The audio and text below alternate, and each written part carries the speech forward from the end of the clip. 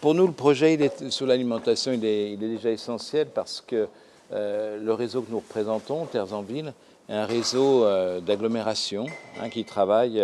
Chaque agglomération est représentée par l'intercommunalité d'agglomération, ici par exemple le Grand Lyon, et la Chambre d'agriculture.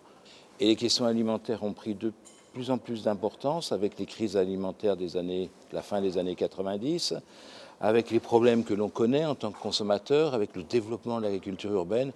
Et en fait, il y a un retour de la question alimentaire dans la gouvernance des agglomérations et des territoires. Donc là-dessus, c'est vraiment un thème stratégique pour les acteurs, pour les acteurs de terrain, comme pour Terres en Ville. Et depuis 5 ans, alors qu'on avait beaucoup travaillé sur l'aménagement du territoire, depuis 5 ans, notre réseau passe la majorité de son temps sur ces questions d'alimentation et d'agriculture de proximité. Les enjeux autour de l'alimentation, ça fait quelques années que les chercheurs se recentrent sur les questions alimentaires. C'était des questions qui étaient un petit peu oubliées de la recherche, au moins en sciences humaines. C'est important pour nous bien parce que l'alimentation est au cœur de grands questionnements autour de la société, de l'aménagement, du vivre ensemble qui nous intéressent tous fortement.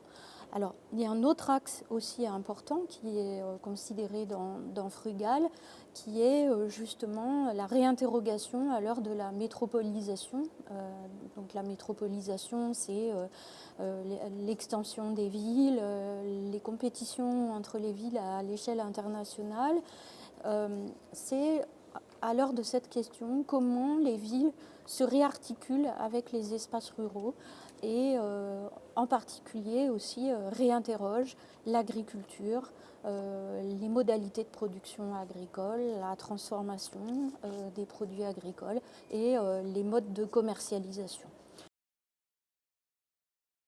Une première originalité, c'est l'interrégionalité, justement, entre le Grand Ouest et Rhône-Alpes, ce qui est important parce qu'on retrouve d'ailleurs la matrice de fondation de notre réseau et des cultures agricoles, des cultures, comment on pourrait dire ça, scientifiques, des cultures de développement local spécifiques, qui ne sont pas les mêmes et qui se complètent, qui de temps en temps peuvent s'entrechoquer, mais qui créent une complémentarité intéressante.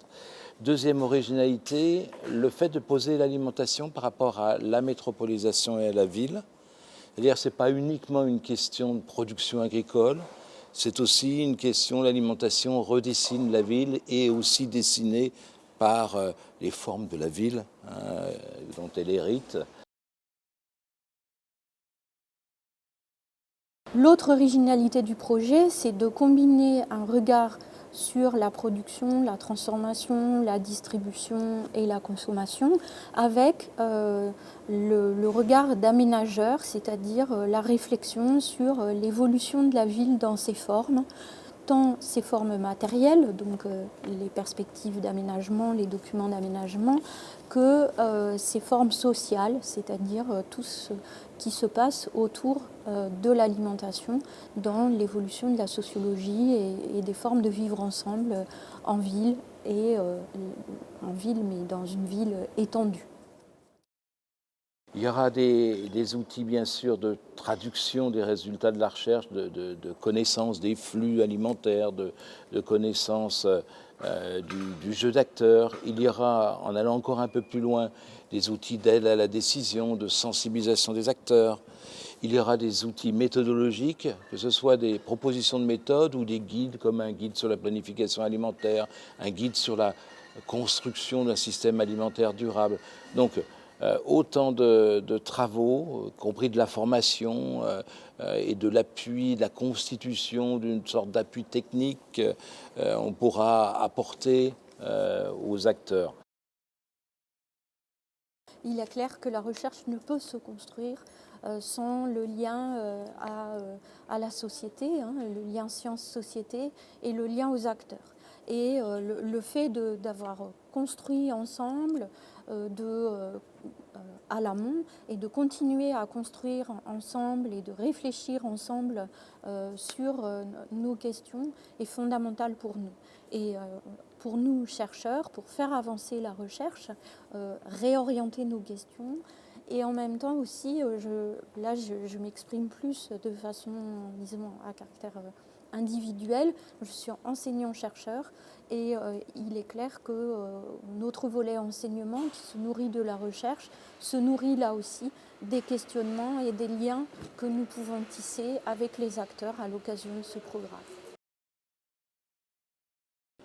Un réseau comme Terres en Ville, un réseau qui ne peut pas ne pas travailler avec des chercheurs, parce que c'est un réseau intermédiaire entre les acteurs, entre la connaissance scientifique, entre la méthodologie et au niveau national, on ne serait pas crédible si on ne travaillait pas avec les chercheurs. Et on a commencé déjà il y a longtemps.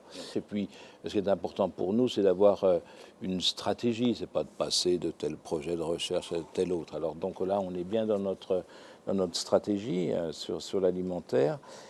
Et là-dessus, l'apport des chercheurs, c'est déjà un apport de connaissances. L'alimentation, c'est quelque chose de très sociétal, de très politique, où il y a beaucoup de partis pris, d'idées toutes faites, d'idéologies en clair. Et en plus des enjeux de politique publique importants pour les habitants et les consommateurs. Donc il est essentiel d'avoir un éclairage qui permette de sortir des idées toutes faites. Et ça, c'est le boulot de la recherche.